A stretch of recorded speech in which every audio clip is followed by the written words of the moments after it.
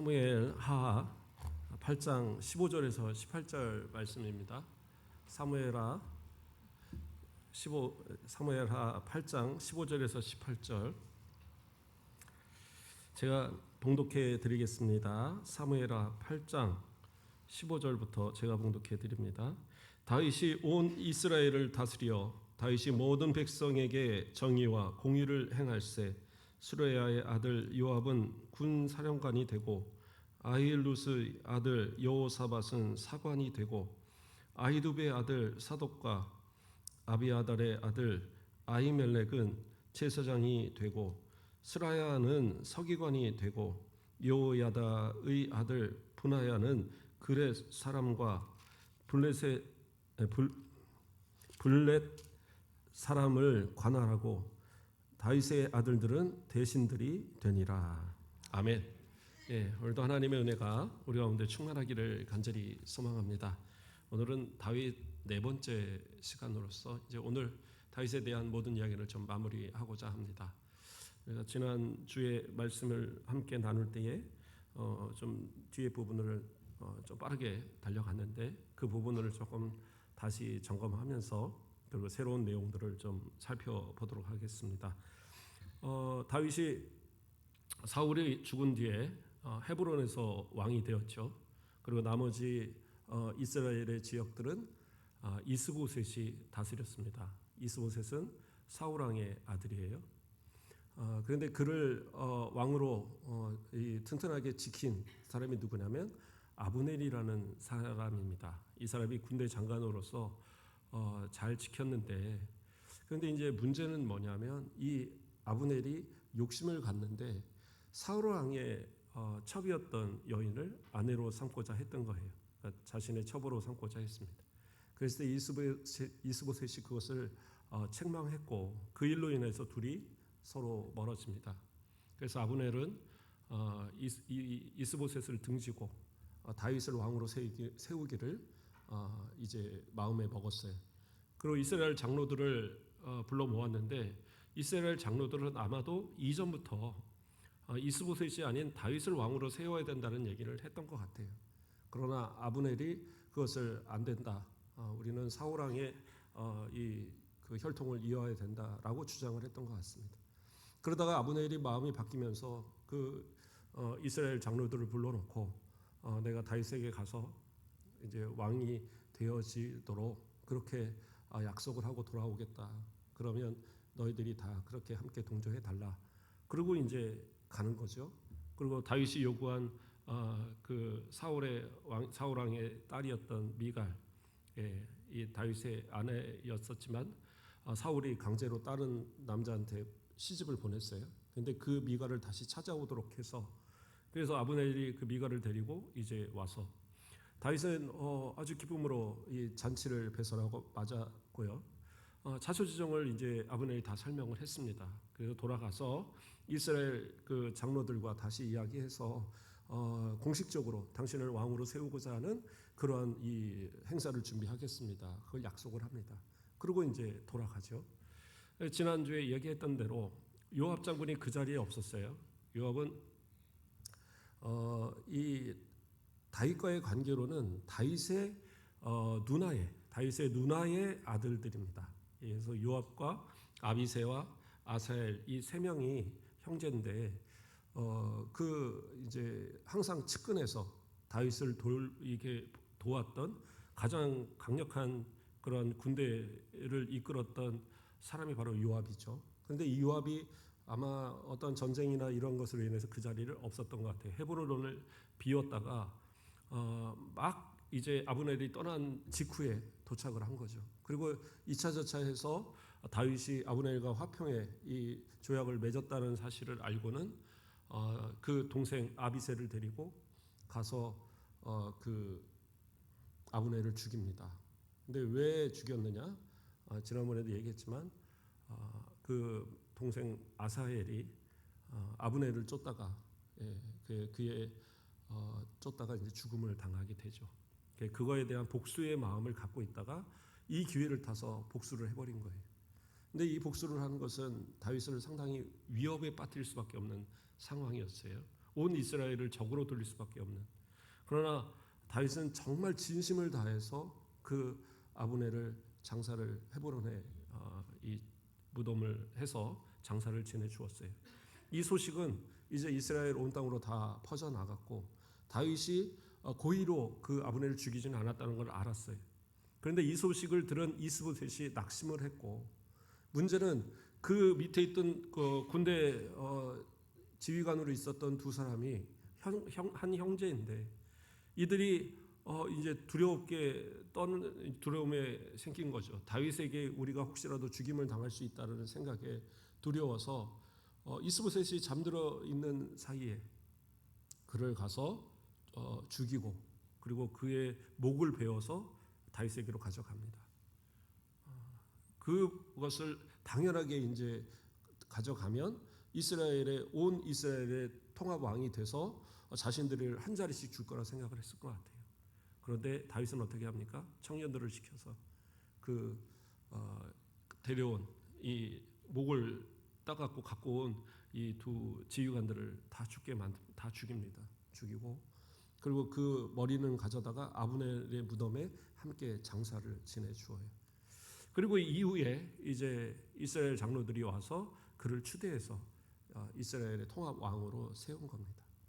자, 그리고 이제 그렇게 해서 왕이 되어졌는데 그가 이제 그 다음에 한 일들이 지난번에도 얘기했지만 여부스족이 갖고 있던 유다 지역에 이 점령하지 못했던 그 성 예루살렘 성을 이제 공격해서 차지하고 그 성을 이 보강하여 공사를 하고 그다음에 두로왕 히람이 보낸 그러한 물자와 그리고 그 기술자들을 통해서 성 안에 왕궁을 만들게 됩니다.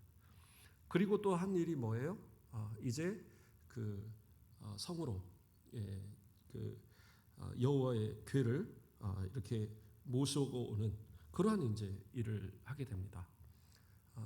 아비나답의 집에서 대략 한 70년 가량을 거기서 있게 되었던 이 여호와의 궤를 이제 자신의 다윗성으로 가져오려고 한 거예요. 모셔오려고. 근데 처음엔 어떻게 됐습니까? 아마도 그 아비나답의 어떤 의견을 따랐던 것 같아요. 새 수레를 준비하고 그곳에 여호와의 궤를 싣고 그 아비나답의 아들들 우사와 그 아요가 함께 모시고 이렇게 쭉 갔죠. 가다가 이제 덜커덩해서 넘어질 것 같으니까 우사가 손으로 댔다가 거기서 직사를 합니다. 그래서 거기서 다윗은 두려워서 더 이상 성으로 못 데려오고 어디요? 오베데돔의 집에 석 달 동안을 그곳에 모시게 됩니다. 그리고 이제 아마 학자들을 부르고 다 해서 레위인들을 불러서 율법대로 이렇게 해야 되는구나를 알았던 것 같아요. 그리고 이제 레위인들이 어깨에다 메고 그리고 이제 들어왔죠. 성으로 모셔옵니다. 그 모습을 보고 미갈이 이제 그 질책을 하죠. 왕이 돼갖고 체면도 없이 그렇게 하면서 옷도 막 이렇게 다 흩어지고 그러한 모습을 어떻게 이 속사를 보면서 그러고 있느냐 책망을 하죠. 그러면서 이제 하나님께서 바로 그 미갈에게 더 이상은 아이를 낳지 못하도록 하셨다라는 것이 이제 성경에 그러한 징계로 나타나 있습니다.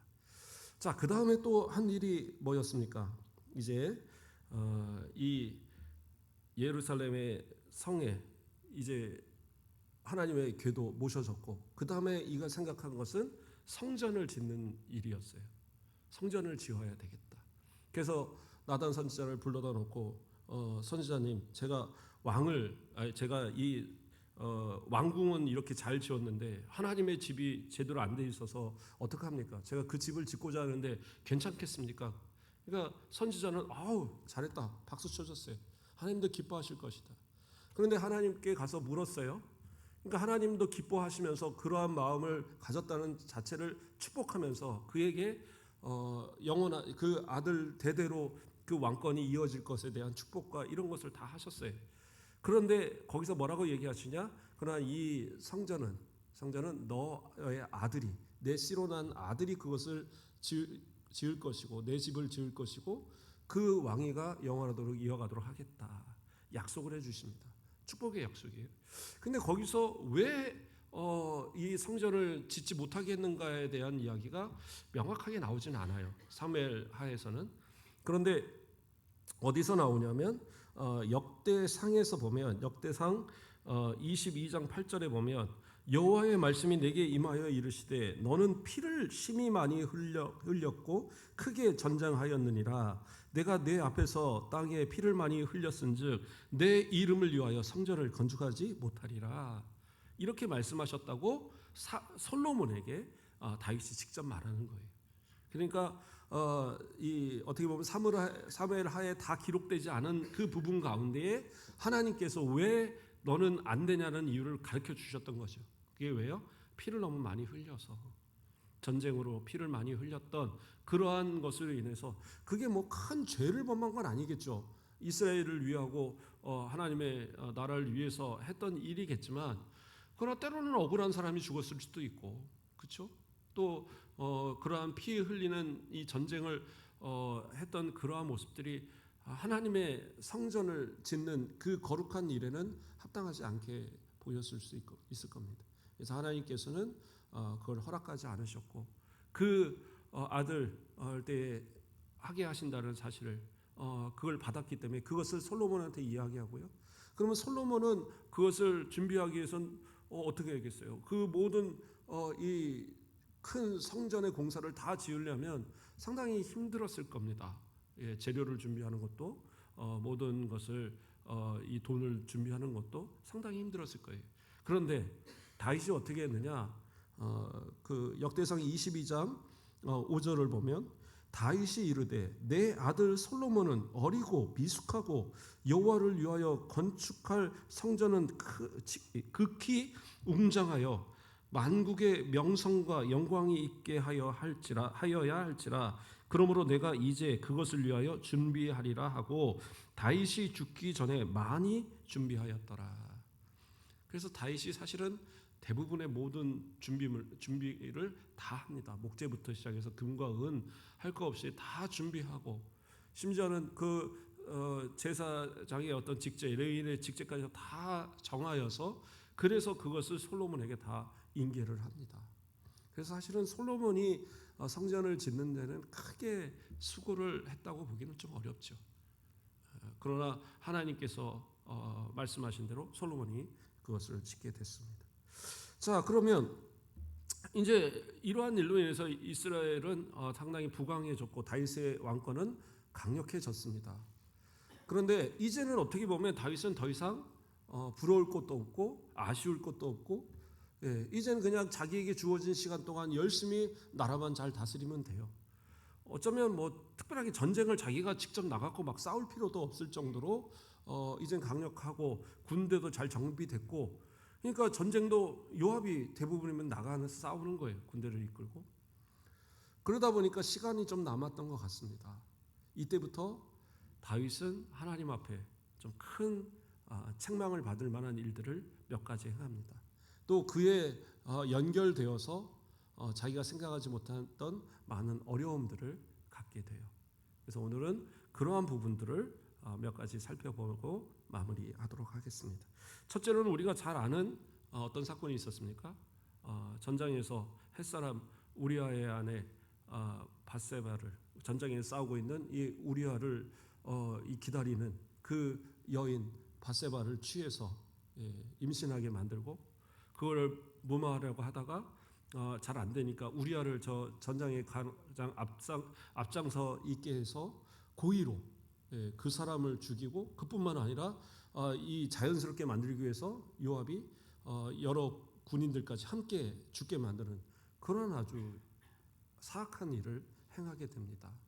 이제 그 일이 어떻게 보면 왕이 되고 안정된 뒤에 가장 먼저 했던 죄악의 모습이에요. 그 모습으로 인해서 하나님은 상당히 진노하셨죠. 구체적으로 좀 이야기해 보면 밧세바가 이제 목욕하는 모습을 다윗이 보게 된 겁니다. 뭐 어떤 분들은 왜 굳이 밤에 나가서 그러고 있다가 여인을 훔쳐보고 그랬느냐, 그게 잘못이다. 근데 뭐 상황상 그게 잘못은 아니죠. 자기가 자기 궁에 우리로 말하면 뭐 테라스 뭐 이런 데 가갖고 이렇게 바깥을 구경했다고 해서 그것이 잘못은 아닌데, 거기에서 목욕하는 여인을 보고 음욕을 품어서 데려다가, 그것도 그가 남편이 있는 자신을 위해서 가서 싸우는 우리아라는 이 군사의 이 아내임을 알고 있음에도 불구하고 데려다가 이 자신의 정욕을 채우는 그러한 모습을 갖게 됐다라는 거죠. 바세바 입장에서는 왕의 명령이기 때문에 거부할 수 없었을 거예요. 그래서 동침을 하게 됐는데 문제는 그리고 나서 바로 아기가 가져진 겁니다. 아기가 가져진 사실을 알고 나서 이것을 무마하기 위해서 우리아를 데려와서 우리아 너 그동안 참 열심히 싸웠는데 오늘은 집에 가서 좀 쉬고 아내하고 같이 좀 좋은 밤 보내고 그리고 나서 이제 며칠 쉬었다가 저 전장에 다시 나가라 그랬는데 집으로 갈 줄 알았는데 어떻게 해요? 왕궁에 있는 군사들 틈에서 그 왕궁을 지키는 군사들이 이렇게 모여 자고 있는 그 틈에서 가서 자고 있는 거예요. 너 일로 와봐. 너 왜 내 말 안 듣고 여기서 이렇게 이러고 있느냐? 왕이시여. 지금 요압 장군과 우리 함께하는 동료 이 군사들이 저 전장에서 야영을 하면서 지금 그렇게 힘들게 이 싸우고 있는데 제가 어떻게 집에 가서 제 아내와 동침을 하면서 그렇게 있을 수 있겠습니까? 저는 못합니다. 저는 그냥 여기 있다가 그리고 날이 밝으면 그러면 전 돌아가겠습니다. 진짜 충성스러운 우리아죠. 근데 다윗은 이제 속이 타는 겁니다. 이게 아무리 왕이라고 할지라도 남편에 있는 아내를 데려다가 이 임신을 시켜놨다. 그러면 이것이 알려지면 상당히 자신에게 있어서는 체면도 깎이지만 왕위가 위협을 당할 만한 율법을 어기는 그런 행동이니까요. 그러한 위험이 있을 수도 있는 그런 상황인 거예요. 그러니까 아까 말한 대로 요압에게 편지를 우리아를 통해서 전달하게 하고 그 편지에 따라서 요압은 오히려 더 큰 계략을 짜서 이 블레셋과 전투 가운데 전사하게 만드는 거예요. 그리고 옳았구나, 잘됐다. 그리고 어떻게 해요? 이 바세바가 우리아를 위해서 모든 장사를 다 끝난 이후에 이제 완전한 과부가 된 이후에 그를 데리고 궁궁으로 데려와서 아내로 삼습니다. 그리고 이제 출산을 하죠. 이제는 완전 범죄다 생각했는데 어떻게 해요? 나단 선지자가 하나님의 계시를 받고 와서 그를 책망합니다. 그를 책망할 때 그가 깨닫고 하나님 앞에 회개하면서 용서를 구할 때 그에게 저주를 이렇게 말씀하셨지만 그러나 다시 용서하시는 그러한 모습을 보이죠. 그리고 첫 번째 가졌던 바세바가 가졌던 아이는 이제 죽게 됩니다. 그 죽을 때까지 다윗은 정말 눈물로 위에서 기도를 했고 그렇게 이제 죽고 난 뒤에 두 번째 이제 가져서 태어난 사람이 바로 솔로몬이 되어지는 거죠. 자, 그렇게 해서 이제 그러한 잘못이 있었고 좀 이따 살펴보겠지만 압살롬의 사건도 결국엔 이 다윗이 바세바와 우리아에게 행했던 이 일로 인해서 징계의 연속일 것으로 대부분은 해석을 합니다. 그래서 하나님은 용서하시지만 죄에 대한 값은 쉽게 버리지 않으세요. 왜? 피해를 본 사람이 있잖아요. 피해를 본 사람이 있는데 이 사람을 그냥 무조건 용서한다? 그건 공의가 아닙니다. 물론 내가 하나님 앞에 회개하고 용서받으면 우리는 다 용서받고 구원받아요. 그러나 내가 과거에 지었던 죄들에 대해서 나는 통렬하게 하나님 앞에 회개하고 용서를 구하는 과정은 반드시 있어야 돼요. 혹시 하나님이 그것을 인하여 징계할지라도 나는 징계를 감수할 수 있는 그러한 모습이 있어야지. 나는 이제 예수 믿었으니까 나는 너 자유해. 나는 옛날의 죄, 그거 나는 아무 상관없어. 그냥 이제 내 마음대로 살아도 돼. 또 뭐 조금 죄져도 나 또 회개하면 되지. 그러한 생각 가지고 신앙생활을 하면요, 그건 믿음이 아니에요. 오히려 어떻게 보면 그러한 모습을 보임으로 인해서 하나님께서 철저하게 아마 그 값을 치르게 하시는 모습을 당하게 될 거예요. 그건 구약의 일이 아닙니까? 신약에는 그런 거 없잖아요. 그렇지 않아요. 요한계시록에 보면 7교회들을 책망하시는 내용들을 보면 그 가운데 뭐예요? 회개치 않으면 어떻게 해요? 육신의 질병도 있고 여러 가지 환난도 겪게 하고 마지막에는 자녀까지 죽이신다라고 아주 신랄하게 이야기하고 있어요. 그러면 하나님 앞에 항상 정결함을 어떻게 보면 선줄로 알았을 때 넘어질까 조심하는 그러한 신앙의 모습을 가져야 되는 거예요. 근데 다윗은 이러한 어떻게 보면 방심하는 이러한 모습으로 인해서 결국엔 이러한 죄악의 모습으로 하나님 앞에 징계받는, 책망받는 그런 모습이 있었다는 거예요. 또 한 번 크게 책망받은 일이 있습니다. 그거는 사무엘하 24장 마지막 장에 가보면 나오는 이야기인데요. 이는 이스라엘을 결국엔 이제 싸울 수 있는 인원들을 계수하는 그런 명령을 요압 장군에게 내립니다. 사무엘 하에서는 하나님께서 이스라엘을 징계하기 위해서 그런 방편으로 그러한 마음을 다윗에게 주셨다라고 나오는데 역대상에 나오는 그러한 말씀에서는 역대상 21장에서 나오는 말씀에서는 그 마음이 이제 사단에게 유혹을 당한 그런 악한 마음이 들어가서 그런 모습을 보이는 걸로 이렇게 나옵니다. 자, 어쨌든 그러한 모습은 하나님께서 원하시는 모습은 아니신 거예요. 분명하게 어떤 입장에서 바라보느냐의 차이고, 왜냐하면 넓은 의미에서는 이 세상의 모든 일어난 일은 하나님의 섭리 가운데 있잖아요. 악한 일이 일어날지라도 그걸 선으로 바꾸시는 하나님의 섭리가 있으니까 결국엔 이 어떤 상황들, 우리의 생각과 모든 것들도 결국엔 하나님의 섭리와 예정 가운데 있어지지만, 그러나 그 악한 마음을 품고 뭔가 악한 일을 해가는 것은 우리가 하는 겁니다. 하나님이 시키시는 게 아니에요. 자, 그래서 인구 조사를 하는 겁니다. 근데 인구 조사를 하는 게 뭐가 나쁘냐? 그렇죠? 이스라엘 백성들도 광야에 생활할 때 인구 조사했단 말이에요. 그렇죠? 인구 조사를 가나안에 들어가기 전에도 했고, 이제 출애굽한 뒤에도 했고, 최소 2번 이상을 인구 조사를 했었어요. 그럼 그거는 죄가 아닌데 여기서는 왜 인구 조사를 하는 게 죄이냐? 이스라엘 백성들의 이 수를 세고자 했던 것은 다윗이 자신의 갖고 있는 군사력을 알고 싶었던 거예요. 이스라엘이 전쟁에서 이제까지 이기고 다윗이 큰 전쟁에서 승리했던 이유들은 이스라엘이 강해서가 아니라 하나님께서 이스라엘의 편에 서셨기 때문에 아무리 강력한 군대도 물리치고 이길 수 있었던 거예요. 당시에 이스라엘은 아람이나 이런 나라들과 비교했을 때는 아람이 훨씬 강한 군대를 가지고 있었어요. 그럼에도 불구하고 아람이 이스라엘과 싸우면 항상 지는 거예요.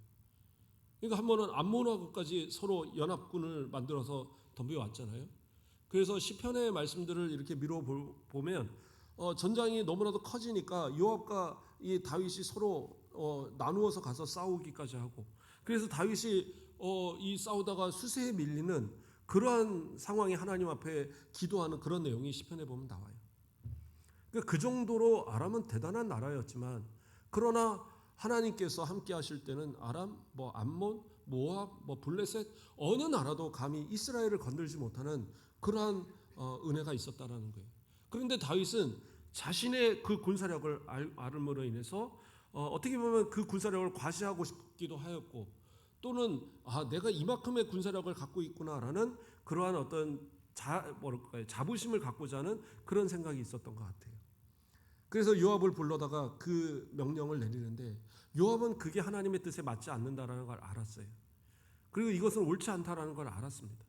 그래서 철저하게 이 다윗을 만류를 합니다. 그러나 다윗은 그것을 듣지 않고 강하게 요압에게 그것을 요구합니다. 그래서 요압은 가서 거의 9달이 넘는 시간 동안 그것을 계수해서 돌아와서 보고를 합니다. 보고를 하는데 내용이 사무엘하와 역대기에 나오는 내용이 조금 달라요. 어떤 부분이 다르냐 하면, 보고를 하는데 뭐라고 보고를 하면 이 사무엘하 24장 1절을 보면, 여호와께서 다시 이스라엘을 향하여 진노하사 그들을 이 부분이 아니네요. 죄송합니다. 이스라엘에서 칼을 빼는 담대한 자가 80만 명이요 유다 사람이 50만 명이라, 이렇게 얘기가 나오고 있어요. 그러니까 사무엘하에서는 총 인원이 130만 명으로 나와요. 130만 명으로 나오는데, 그런데 이제 이것이 역대상 21장에서는 어떻게 나오냐면 이스라엘이 110만, 유다가 47만에서 157만으로 나옵니다. 앞에서는 사무엘에서는 130만, 여기서는 157만이 나와요. 근데 157만 그러면 한 27만이 차이가 나잖아요. 거의 30만 가까이가 차이 나는데 그럼 이 차이가 왜 나느냐? 이 힌트가 역대기에 보면 역대상에 보면 나와요. 요압이 이 계수를 다 해놓고는 왕에게 보고하면서 어떻게 보고를 하느냐? 베냐민과 레위 부분을 빼고 보고를 합니다. 이것을 완전히 계수를 안 한 건지 아니면 계수를 했음에도 그것을 제외했는지가 좀 모호해요.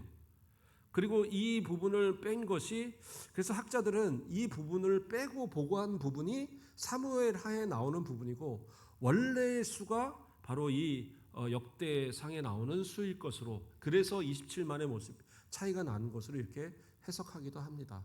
또는 다른 해석으로는 이 문구에 조금 차이가 나는데 사무엘 하에서의 보고는 정규군의 숫자를 이야기한 것이고 이 역대상에서 나오는 것은 27만의 차이가 나오는 것은 예비군을 포함한 것이다. 이렇게 해석하기도 합니다. 그래서 그러한 두 가지 정도의 해석을 이야기합니다. 그래서 이제 좀 차이가 나는 그런 모습이 있는데 이 일로 인해서 이제 하나님께서 징계를 하시는 겁니다. 뭐라고 징계를 하시냐? 이 선지자를 보내서 이제 이 다윗에게 고르게 합니다. 세 가지를 고르게 해요. 어떻게 고르게 하느냐? 야, 너 이 세 가지 중에 하나 골라. 7년 동안 이 땅에 기근이 있게 할 것이냐? 아니면 왕이 원수에게 쫓겨 석 달 동안 도망당할 것이냐? 아니면 사흘 동안 전염병이 이 이스라엘에 퍼지게 할 것이냐? 이 셋 중에 골라라. 그러니까 다윗이 뭐라고 그래요? 뭐 명확하게 전염병이요 하지는 않았는데 사람에게 쫓기고 이런 것은 싫습니다라는 식의 얘기를 해요. 그래? 그러면 전염병 내리마. 그래서 사흘 동안 전염병을 내리겠다 그러고 천사를 보내서 이제 전염병을 퍼뜨리기 시작하는데 단 하루 만에 몇 명이 죽냐면 7만 명이 죽어요. 7만 명. 그 사실을 보면서 하나님께서 다윗이 말하기 전에 이미 그것을 좀 그치게 합니다. 어떻게 보면 유보시켜요. 천사에게 너 오늘은 그만해라. 그래서 그 하루 동안에 7만 명이 죽는 것을 이제 다윗이 보고 거기서 하나님 앞에 철저하게 회개를 합니다. 용서를 구하고 그리고 선지자의 조언을 따라서 하나님 앞에 제사도 드리고 그러므로 인해서 하나님께서 그 징계를 더 이상은 그쳐버리셨어요. 그래도 어쨌든 그 사이에 7만 명이 죽는 엄청난 사건이 일어났죠. 이 130만에서 그렇죠? 뭐 157만이라고 쳐도 거기서 7만이 죽는다라는 것은 상당한 많은 수가 죽는 거예요. 그러한 정도의 아주 엄청난. 그러니까 여기서는 157만이 군인을 이야기하는 게 아니라 모든 하여튼 싸울 수 있는 모든 사람들을 다 포함한 거거든요. 그래서 거기 가운데 정규군과 예비군으로 있을 만한 인원을 다 칼을 들고 싸울 수 있는 사람은 다 한 거예요. 그러니까 이스라엘의 젊은 사람이라는 것은 다 포함되어진 숫자입니다. 그러니까 7만 명은 엄청난 숫자가 죽은 거예요. 그러한 이제 이 두 가지의 사건이 있었어요. 또한 다윗은 이 외에도 상당히 큰 위기를 겪었던 부분들도 많이 있었죠. 그 가운데 하나는 우리가 잘 아는 것처럼 압살롬의 반역. 근데 압살롬의 반역도 보면 이것은 분명히 하나님의 징계가 맞는 것 같아요. 이 우리아를 죽였던 그 징계가 맞다라는 것은 거기서의 그 예언 가운데에 어떻게 보면 하나님의 징계에 대한 예언 가운데에 뭐가 있었어요? 그 후궁들이 밝은 대낮에 욕보이게 될 것에 대한 것이 있었죠. 그런데 압살롬이 어떻게 했습니까? 지붕에다가 이 다윗이 남겨놓고 간 후궁 10명을 거기서 겁탈을 합니다. 그러한 사건들을 이렇게 연결을 해보면 분명히 그 징계가 맞는 것 같아요. 근데 그 시작도 보면은요, 사실은 어느 날 갑자기 압살롬이 나 왕해야지, 우리 아버지 싫어, 그러고 나온 건 아니에요. 어디서부터 시작을 하느냐? 압살롬 이 다윗에게는 여러 후궁들이 있었잖아요. 그 가운데 이제 배다른 형제들이 그러니까 많아졌던 거예요. 그런데 암논이라는 아들이 하나가 있었는데 그 암논이 이 바로 이 압살롬의 친 여동생인 다말을 갖다가 이 겁탈을 하잖아요. 그리고 자기가 정말로 자기는 사랑한다고 그래놓고 겁탈한 뒤에는 모른 척 해버리는 거예요. 그러니까 이 여인이 뭐 울고불고 난리가 났죠. 그리고 압살롬은 아버지가 뭔가 해결해 줄 줄 알았어요. 근데 이 사실을 알면서도 다윗이 그냥 가만히 있는 거예요. 그러니까 압살롬이 가서 다말에게 더 이상 울지 마라. 내가 꼭 원수 갚아주마. 그리고 이제 위로한 다음에 나중에 어떻게 해요? 몇 년이 지난 뒤에 기회를 봐서 그 암놈을 형제들을 다 불러놓고 그 잔치를 이렇게 하면서 털 깎는 날 뭐 해서 그 잔치를 하면서 이 암논을 죽여버립니다. 그런데 이 사실을 안 다윗이 그러면 또 어떻게 하느냐? 그냥 이 도망간 압살롬을 알면서도 그냥 냅둬버려요. 그러니까 요압 장군이 물론 이제 그렇다고 해서 다윗이 이 압살롬을 싫어하는 건 아니에요. 불쌍히 여기도 했고 하지만 이 도망간 이 아들 그리고 어떻게 보면 유배되어 있는 그 아들을 어떻게 데려다가 쉽게 용서를 하겠어요. 그런데 요압이 2차 저차에서 데려서 화해도 시키고 그런데도 불구하고 다윗이 압살롬을 크게 가까이 하지 않습니다. 다윗이 그러니까 이 압살롬이 계속 그 마음에 뭐예요? 좀 그런 분노들이 또 서운함이 그러한 것이 계속 쌓였던 거죠. 그러면서 책사 아이도벨을 포섭해서 그래서 가서 결국엔 반역을 일으키는 그러한 일이 일어났던 겁니다. 그러니까 다윗은 어떻게 보면 전쟁에 큰 능력을 가졌고 또 하나님이 주신 지혜와 능력으로 나라를 강건하게 세웠을지 모르지만 가정을 이끄는 데 있어서는 좀 초보적인 아버지의 모습은 아니었나 그런 모습이 있어요. 자, 그래서 이제 결국에는 뭐 도망도 갔다가 해서 압살롬이 요압 장군에 의해서 죽임을 당하죠. 그 일로 인해서 정말 고통스러워하고 슬퍼했던 모습을 기억합니다. 그리고 두 번째 또 하나는 어떤 일이 있었습니까? 다윗이 노년에 이제 더 이상 거동이 힘들어서 병상에 누워 있었던 것 같아요. 그런데 그때에 누가 아도니아가 이제 반역을 일으킵니다. 누구를 데리고 합니까? 요압 장군과 아비아다를 데리고 거기서 이제 반역을 일으킵니다. 어떻게 보면 가장 강력한 군대 장관 요압, 대제사장 아비아달 그들의 힘을 힘입어서 왕이 되어졌다. 그러면 누구도 막을 자가 없어요. 그래서 아예 왕이 됐다고 선포하고 잔치를 하고 그러고 있었는데 그 사실을 밧세바가 이 병상에 있는 다윗에게 가서 사실을 얘기합니다. 그러면서 이 왕위를 솔로몬에게 이어준다고 약속하지 않았습니까? 그런데 왜 그럽니까? 그러면서 이제 다시 거기서 솔로몬을 이제 왕으로 세우게 됩니다. 그리고 선포하게 하고 그 일로 인해서 아도니아가 이제 그 반역했던 부분은 실패하고 솔로몬을 통해서 그때 당시에 이제 사독 계열의 대제사장이 거기서부터 시작이 되어지는 거죠. 아비아달이 끝나고 이 사독 계열로 이어지는 사독이 이어서 이제 대제사장이 되어지는 그러한 이제 모습이 되어집니다. 자, 그러한 일이 또 한번 있었죠. 그리고 또 하나의 사건은 역대상이나 뭐 이 사무엘 상하에서 나오지 않는 또 하나의 것은 시편의 곳곳에서 나오는 부분들입니다. 우리가 새벽에도 시편을 쭉 살펴보는데 앞서서 여러 번 살폈던 부분이고 나중에도 또 나오는 부분이지만 다윗이 여러 번 큰 중병이 걸렸던 것 같아요.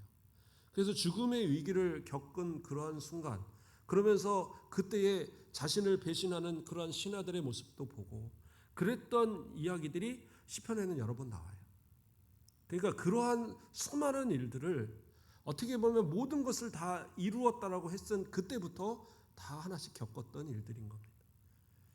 그 원인들은 결국엔 앞서서 말했던 그러한 잘못들, 하나님 앞에 겸손하지 못했던 이러한 모습들, 죄의 유혹에 쉽게 넘어갔던 이러한 모습들이 정말 탄탄대로 평안함만 누리며 살아갈 수 있는 그 나머지의 모든 삶 가운데 슬픔과 고난과 또 어려움의 연속의 삶을 살아갔던 다윗의 모습이었다라는 겁니다. 어쩌면 다윗이 생각할 때 다윗이 그런 말을 한 적은 없지만 오히려 도망 다닐 때 하나님께서 보호하시고 지켜주실 때 수많은 사람들이 자신을 따르고 그러면서 살았을 그때가 더 행복했다라고 여기지 않았을까. 저와 여러분도 마찬가지입니다. 하나님이 은혜 주셔서 지금 평안할 때 하나님 앞에 더 겸손하시고 정직하시고 죄의 유혹이 빠지지 않도록 우리가 잘 힘써서 우리를 돌보아야 할 겁니다. 자칫 잘못하면 내가 가진 것으로 인하여 신앙 잃어버리고 누리는 것으로 인하여 하나님의 영광을 가리는 그러한 모습이 되어질 수 있다는 거예요. 두려운 마음으로 하나님 앞에 항상 하나님을 경외하는 가운데 믿음을 지키고 예수 그리스도를 믿는 신앙의 사람으로서 겸손하게 나에게 주어진 나머지의 삶을 정말 믿음으로 살아가시는 하나님의 영광을 드러내는, 우리도 권사님 기도하실 때 말씀했던 것처럼 예수님의 십자가를 따라 나를 부인하고 내 십자가 지고 주님 따라가는 우리 모든 성도들 되길 주님의 이름으로 축원드립니다. 기도하겠습니다. 사랑의 하나님, 감사를 드립니다. 다윗의 삶을 우리가 쭉 살펴보건대 가장 힘들 때에 하나님 함께 하셨고 가장 어려울 때에 도우셨고 그때마다 믿음으로 승리했던 다윗의 모습을 기억합니다. 그러나 그가 가장 평안할 때, 가장 많은 것을 누릴 때 오히려 하나님 앞에 범죄하고 책망받고 또 많은 위기를 자초했던 모습을 바라봅니다. 우리가 하나님 앞에서 많은 것을 받아싸움에 교만하지 않게 하시고 겸손하게 하시고 더 하나님 앞에 헌신하고 충성하며 주님께서 잘했다 칭찬하실 그러한 삶의 모습들을 만들어갈 수 있도록 주님 축복하여 주시옵소서. 감사합니다. 예수 그리스도 이름으로 기도드립니다. 아멘.